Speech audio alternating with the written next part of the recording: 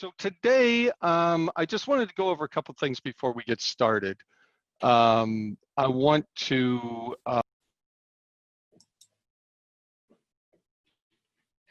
first, oops, I guess I was on mute there. Could you throw the first slide up? Thank you, sir. And then throw the next one up. Yeah, come on camera if you want. That's perfect. That's perfect. Let's go to the housekeeping slide, Mike. So what I want to stress on this is I've had this idea for a little while to create a virtual user group and not necessarily have just a a one-way webinar.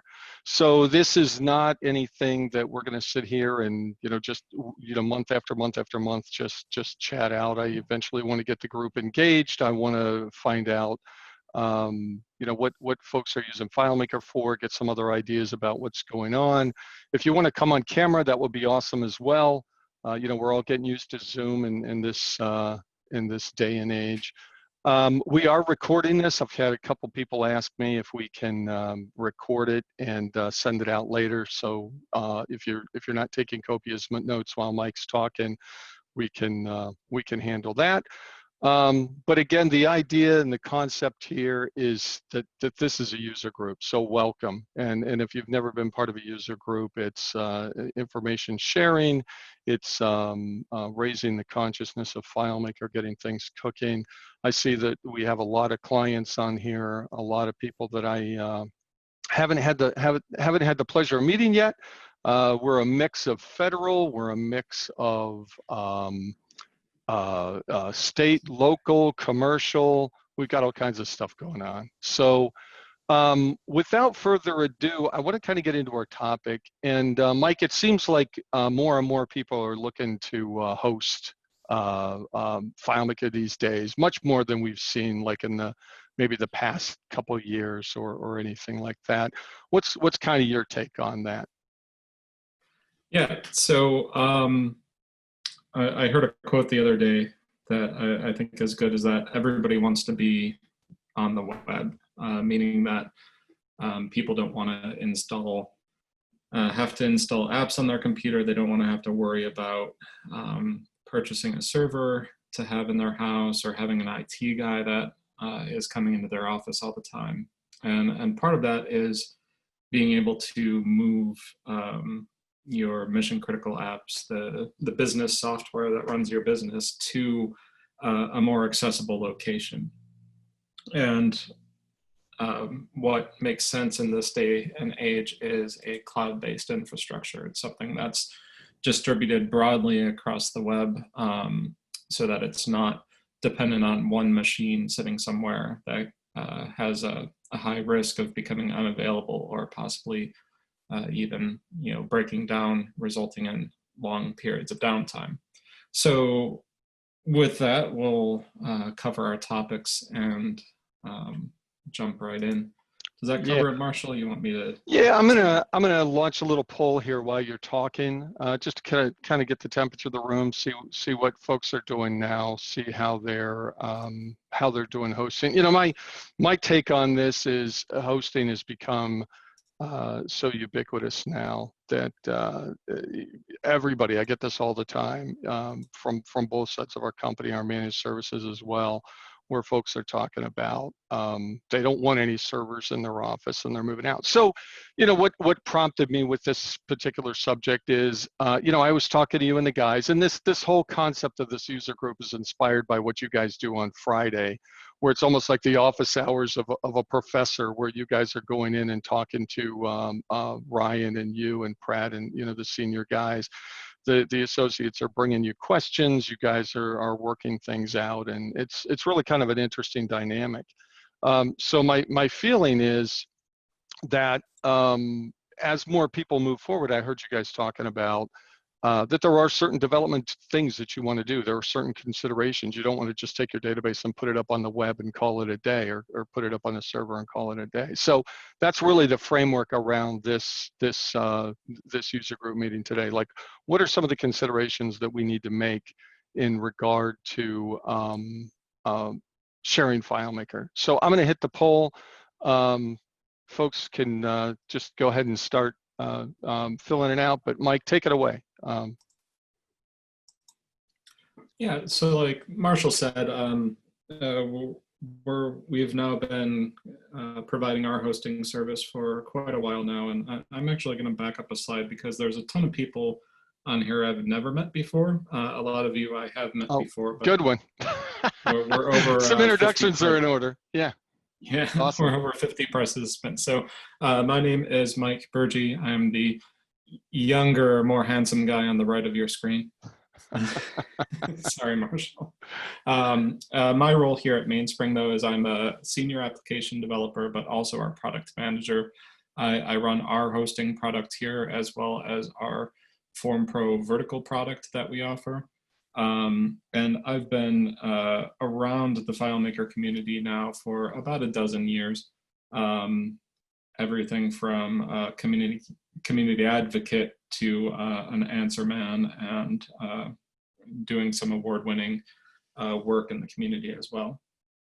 So the reason we want to talk about hosting here today is there's a lot of considerations that people go through when they move into a hosted platform. And a lot of it is based just on their experience. A lot of FileMaker users have been using their FileMaker software for decades or longer at a time. And it's always been something that's been running in their office. So there's never really been some of the same considerations because they're not thinking in the way that you would need to think to be able to host and broadcast your files in the cloud or from a remote standpoint. So usually the number one thing we run into when we move somebody from that in-office to over the internet hosting situation is performance, which we'll get into. But there's also a number of other considerations as well. So as our product manager for hosting, whenever we talk about it with our clients, we try to figure out what the goal is, but also set expectations for. It's not just something where you can just start and go up and drop your files, and there's some considerations we need to look at as well. So the first place to start is probably the most critical and unfortunately usually the most overlooked thing in FileMaker as well. Marshall, another good poll probably would be to ask people how many people are using secure passwords for their FileMaker apps. Because a lot of people, sorry, the poll keeps popping up on my screen while I'm presenting. A lot of people have things in their file that aren't necessarily secure, mostly because they've never had the need to do it before. So when we're talking about user accounts with secure passwords, we're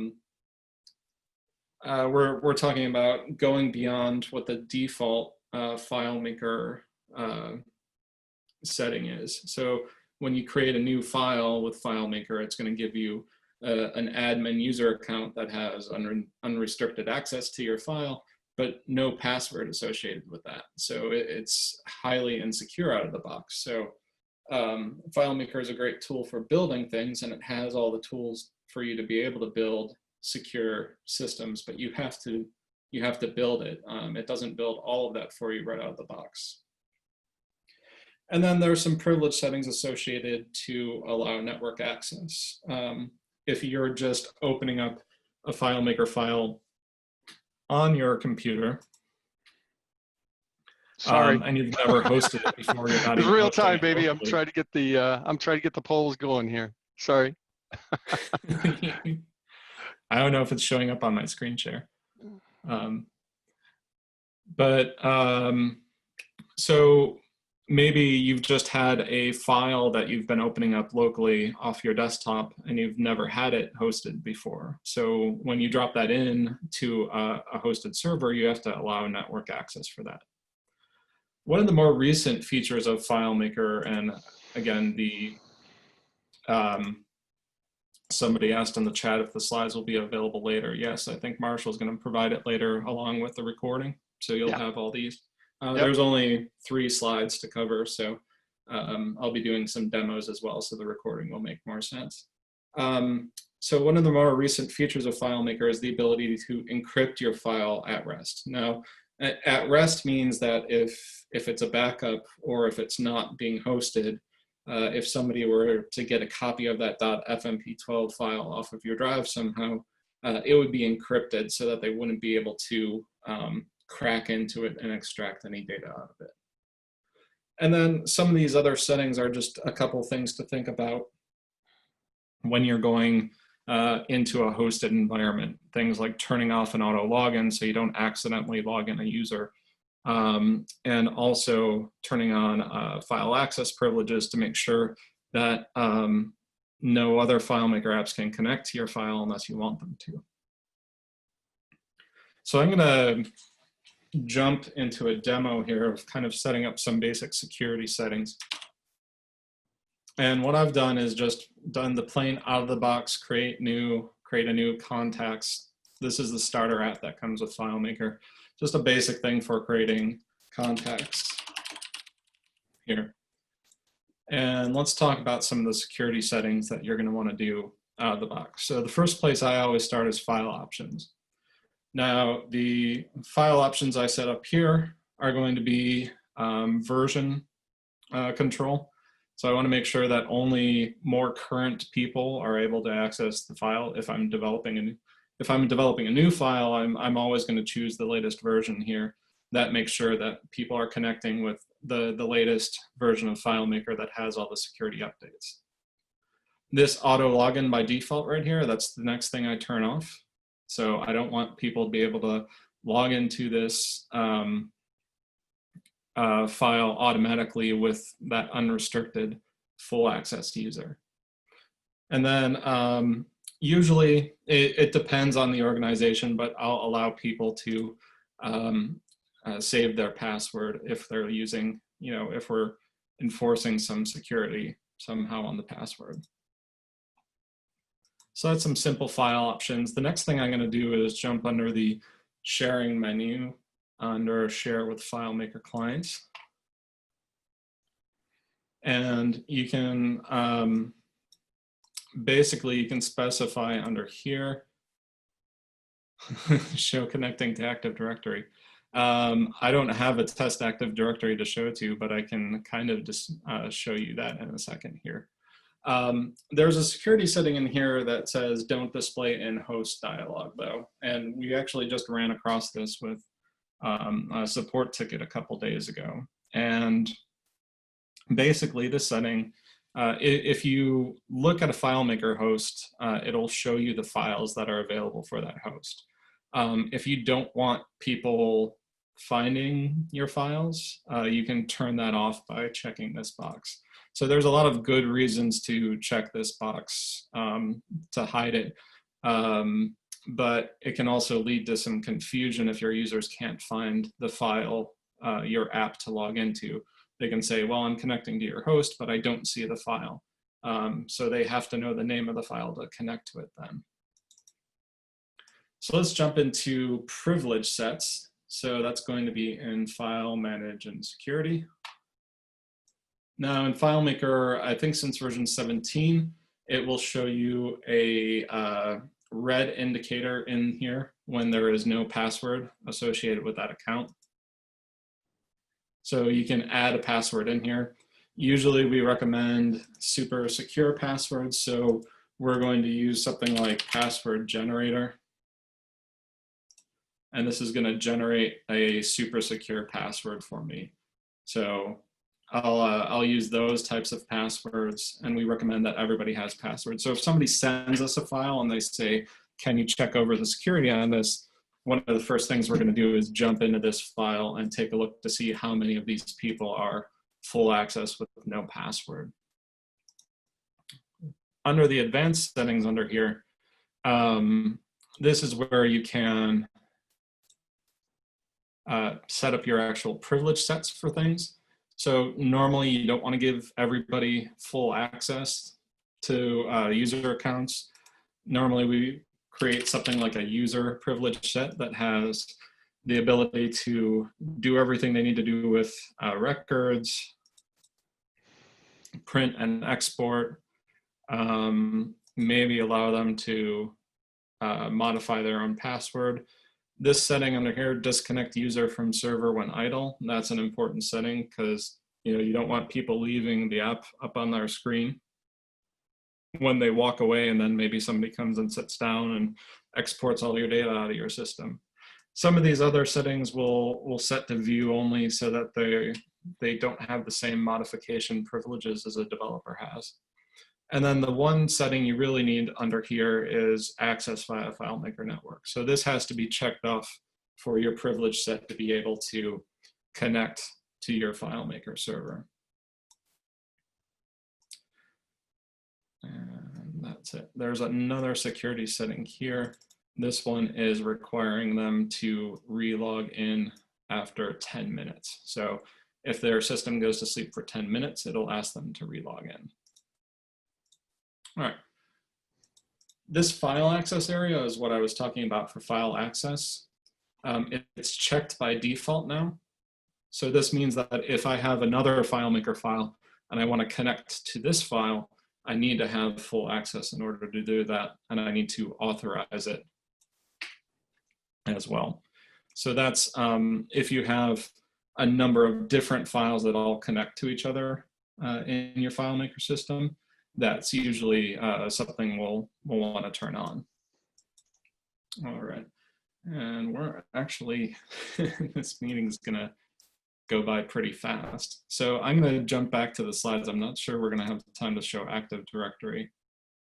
Yeah, I just thought maybe that could be another office hour setting that up, or maybe we could write a blog about it or something like that. We'll figure that out. That's good. I mean, we're real-time creating content. That's perfect. Right. So security, that's the first big major thing we think about when prepping files for hosting. The next thing we're going to move on and talk about is file performance. So there's a few things a few concepts I want to kind of deliver here for you. And the first is, how does FileMaker load data? So when you're dealing with a FileMaker server and then a FileMaker client that's connecting to that, the data is of course stored on the server and then loaded to the client when it requests that, when they request that data. So when you're thinking about that, you can think about things like your calculated fields and your summary fields in FileMaker. So for you to be able to load a summary value, let's say you want the sum total of all the outstanding invoices in your system. Well, first the user is going to have to load all of the invoices in your system, then and they're going to have to query to find which ones are uninvoiced, and then it's going to have to summarize that data. So that can be a major hurdle for performance when you're switching from something that's local, where there's no dependency on an internet connection, to something where you're in Florida and you're connecting to a server that's in Virginia. So again, FileMaker has the tools here for making your system performant. This is probably, again, another office hours session on its own, but some of the things that are available are perform script on server. That takes some of that heavy lifting of scripting and makes the server do it, because then the server is interacting with data that's stored on the server itself, so it's much faster because it doesn't have to transfer data back and forth. There's some container options. So for those of you that have tons of images around, there's the ability to automatically resize some of those images to a smaller size so they load faster. There's API integrations we can do. I know we've been in talks with other shops, and we've done it ourselves, where we've done some integrations with APIs and other hosting services where those files are actually hosted somewhere else and delivered in the same way as you would for a website, rather than using FileMaker's download. And then the last thing you can do is you can cache your data. So FileMaker server has a scheduler that can run on a regular basis, every minute, every hour, every day, that can update any of those summary and calc values. So if you want to put a dashboard together, something that's similar to the screenshot on this slide, you can do that with cache data so that the dashboard loads very fast. And then the data is just updated once every 15 minutes or so.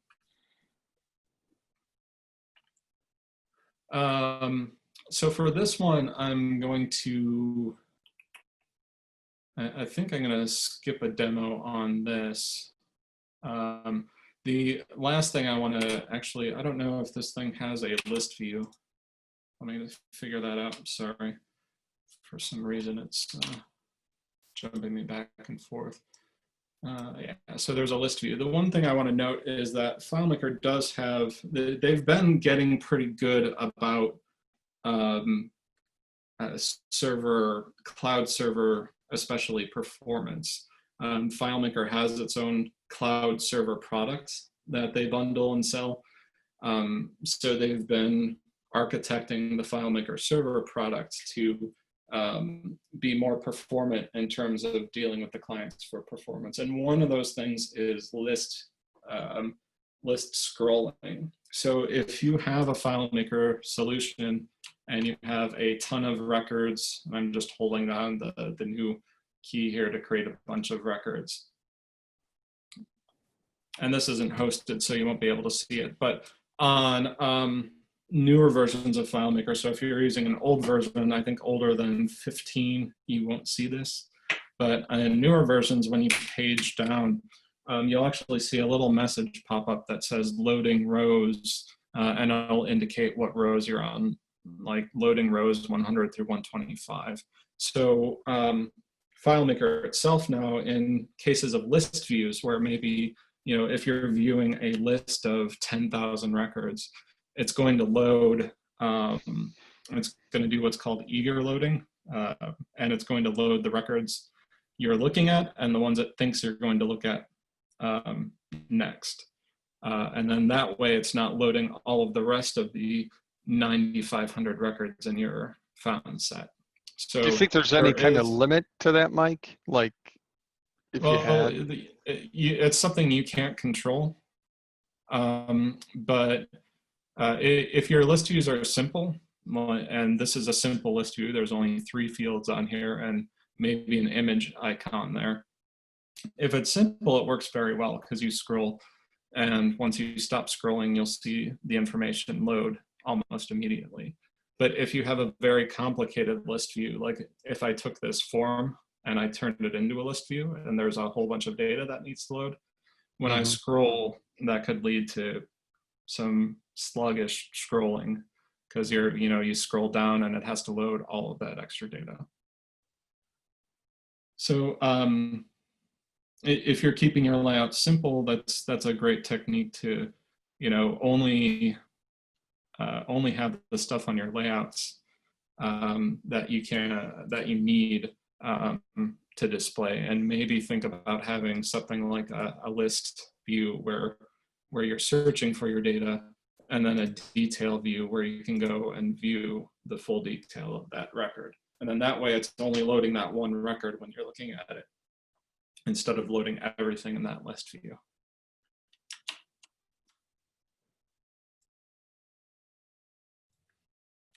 So that's kind of a cool little tip, just skinny up the list view, and don't absolutely not ever try to list or scroll through a bunch of pictures or heavy duty calculations or things like that as well, huh?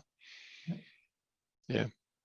Fortunately, I already ate lunch before this. All right, so let's talk about our third slide, and that's, this is similar to the last slide in performance, but this is more of a consideration in terms of, these are things that basically change on a per user basis. So everybody that comes to us for hosting, but also throughout the community as people are using FileMaker in different ways, everybody has a slightly different, not just a different app, but a slightly different way of delivering that app. So it's important to think about how, what are the different ways people can connect to FileMaker, and what are the performance implications of those ways. So the one thing I want to talk about is WebDirect specifically. Now, WebDirect, for those of you that don't know,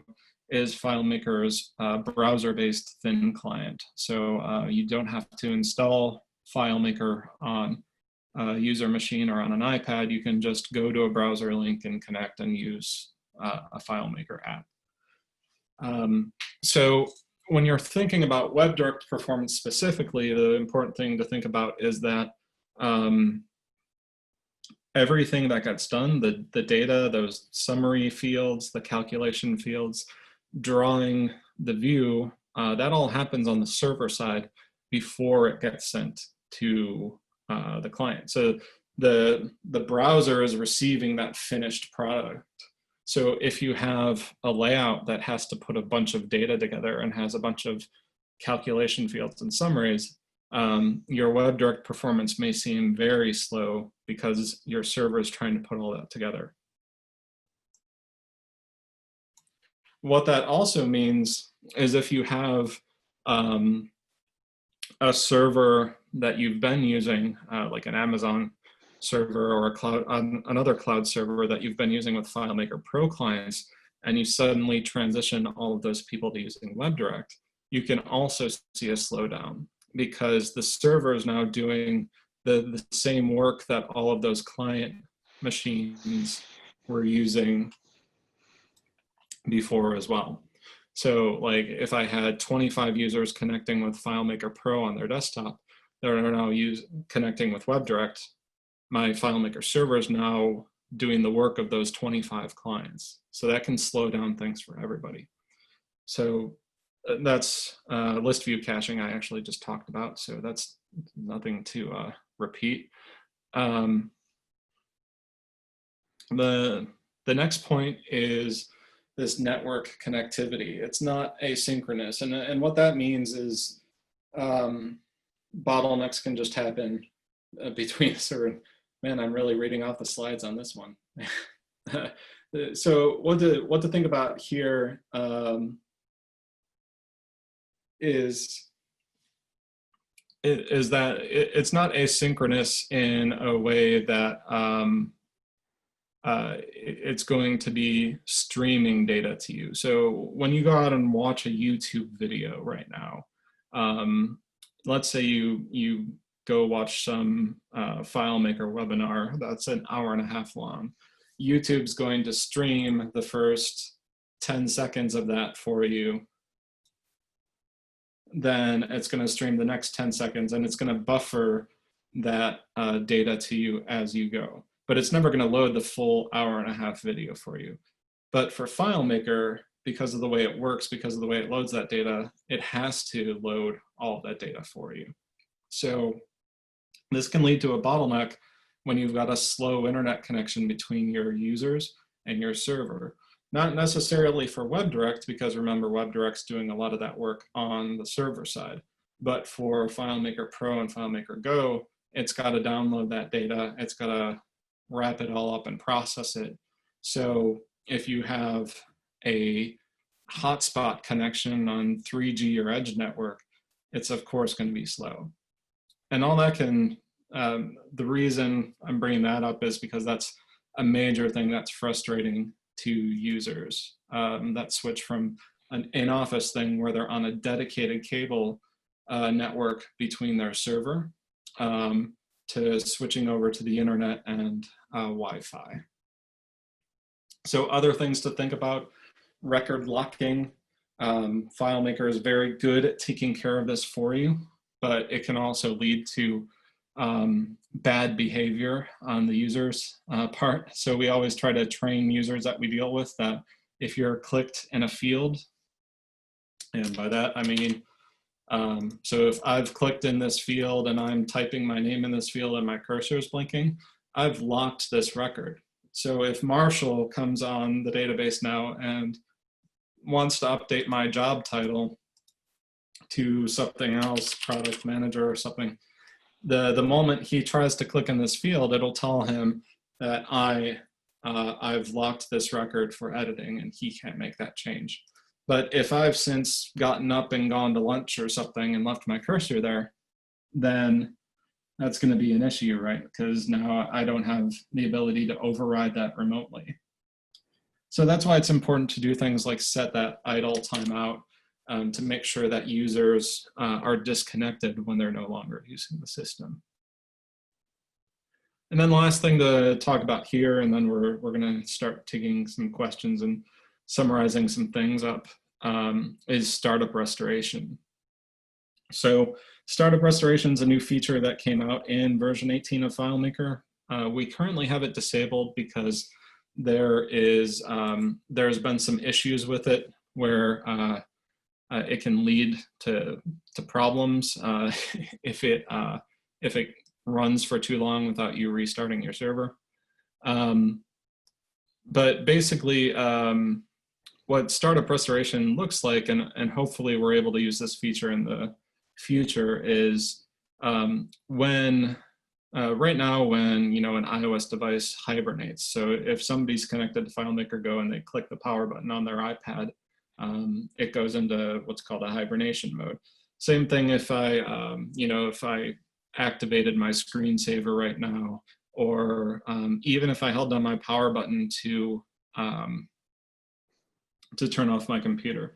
So what happens to this incomplete record where I've typed in some stuff, but I haven't saved this record yet? So the concept of startup restoration is that if I'm purposefully or involuntarily disconnected from the system and I reconnect, that the server is going to remember what my current state is and restore me to that state of that incomplete record being put in, so that I don't lose anything. So it's an exciting technology to think about, but hopefully in the next couple of versions of FileMaker, we'll be able to roll that out reliably to people. So in order to do that, though, you need to have that connection there, and you need to have the server needs to be in constant connectivity with the clients to be able to cache that information. All right, so there's questions coming in. Groovy. So Mike, if you were to go back to your security slide, just go back to the, give me one takeaway from here. What are you seeing? Because you're the product manager for all of our hosting that we do. And very often people are bringing you your files, and what's the number one thing here that you see that you always have to tune up? It's passwords, secure passwords. Yeah. So my number one recommendation would be to make sure that somebody on your team is responsible for being a system administrator that's either in charge of assigning usernames and passwords, or forcing or working with a development team, our team or somebody else's team, to make sure that those are in place. Right. And if I bring you a FileMaker 12 file or something like that, is that typically going to be okay, or is it? I mean, we always talk about continuous improvement and making sure you're on the latest and greatest, but is that, do you ever see anything around that? The older files, is there any one thing that that you tend to see? After that, it's probably the auto login. A lot of people have it turned on. Oh, okay. Yeah. Even Interesting. Yeah. Okay. And then if you go to the next slide, as far as file performance, what's kind of the, if we were playing Family Feud, what do you see up there as a number one answer? Is as development? Unstored calculation fields. A lot of people have unstored calculation fields that could be converted to auto-entered calculation fields. And the difference is, let's say that I have a field in my contacts table called full name. And I create it as a calculation field, and I just have it as first name and space and last name. And that's going to be a text field. Mm-hmm. So when I do this, it'll be great because I can have a full name field that puts my full name in there for a calculation field. But every time it loads this record, it's going to evaluate that calculation. So if you have a bunch of those in your system, it can be bad. So the better way to do it is, since both of these fields are in this table, this can be cached, it can be stored. So I'll change it to a text field. I'll go in here and I'll define the auto-enter values of this field, and it will remember the calculation for me. So that I can hit OK. I'm going to uncheck this box here. Now, if I uncheck this box, that means whenever either the first name or the last name changes, it's going to update that calculation.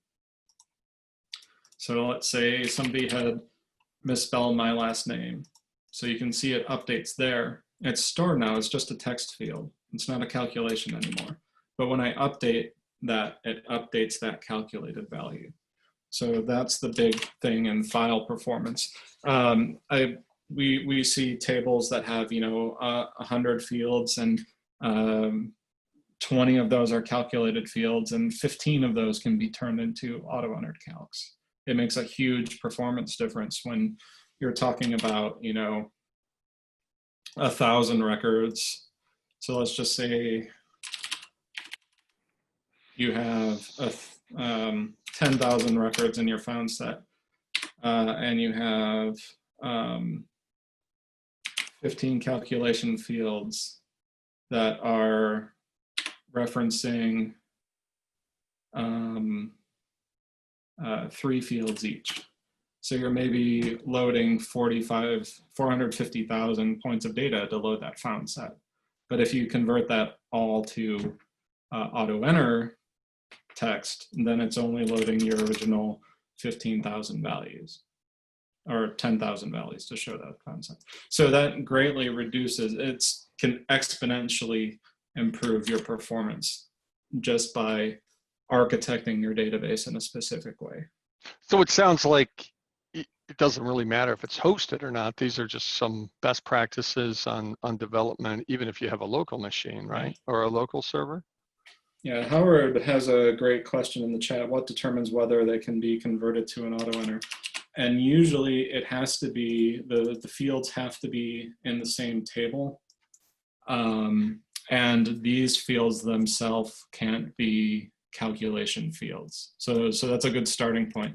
So if you have fields that are in the same table and all of the fields of that calculation are just text or number fields, they're not calculation or summary fields, then you can convert that.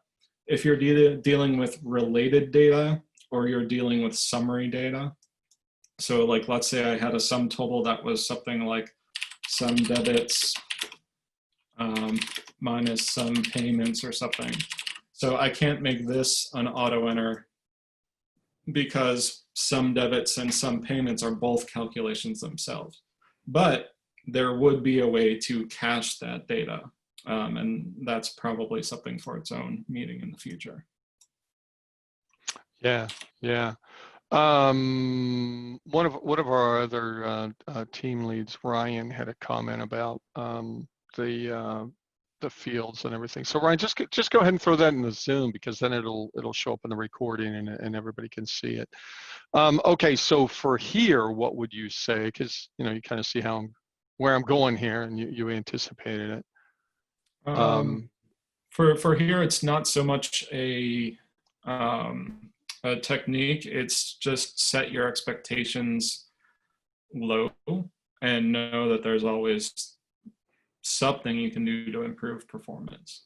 But it's So not going to be like the server sitting right there on your 100 yeah, gig LAN or if whatever you the have an story is, in-office right? server Right. that's physically in your office and you're switching to a cloud-based server, you can't expect right away that you're going to have the same performance. It takes work. Yeah. Okay. Well, Ryan just threw that into the chat about the index calc fields. Well, at this point, I'd love to open it up to other questions that folks have. I'm taking notes here. I'm getting ideas for future user group meetings. I'm also looking at looking for any kind of feedback. I'm looking at what you guys like, what you don't like about it. So while we're waiting for some folks to throw some, well, here's a question from Todd in the security Yeah. section. You mentioned FM author. You can pretty much read too, huh? Yeah. So the settings to time out the users in the file, FM reauthenticate. Let's look it up. As much as I wish I was actually a dictionary, hold on. I am very good about searching documentation. So FM reauthenticate, where is it? Before a user needs to log in.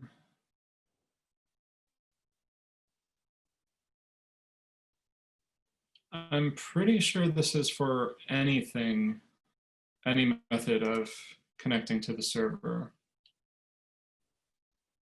I don't know that it was only limited to FileMaker Go and WebDirect. I thought it was for FileMaker Pro as well. But there is a FileMaker server setting as well for timing out users.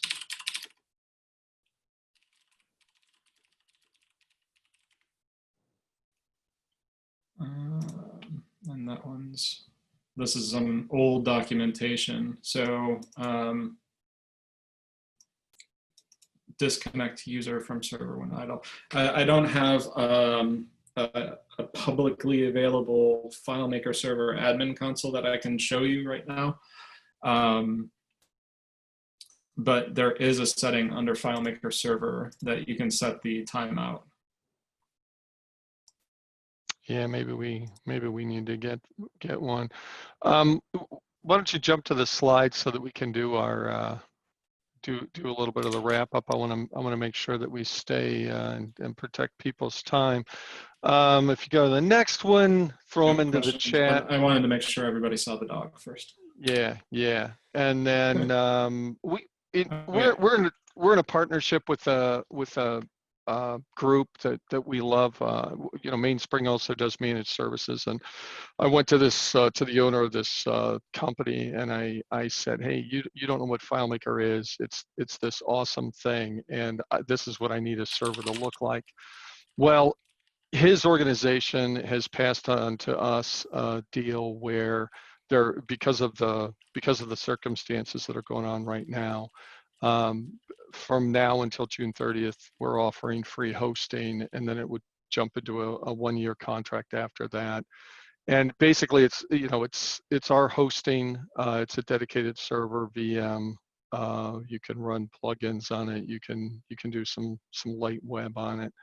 So I wanted to throw that out there in case anybody was interested. I'm not going to turn this into a commercial by any stretch of the imagination, but just want to make sure. And actually, I'd love to get some sponsors in here. I'm good, really good friends with Jesse Barnum. I know we all use his stuff, and some of the other developers, and we've got relationships with a ton of folks. So perhaps getting them in here to talk about their stuff. So again, in the chats, if you have ideas for other subjects that we might cover, throw them in there.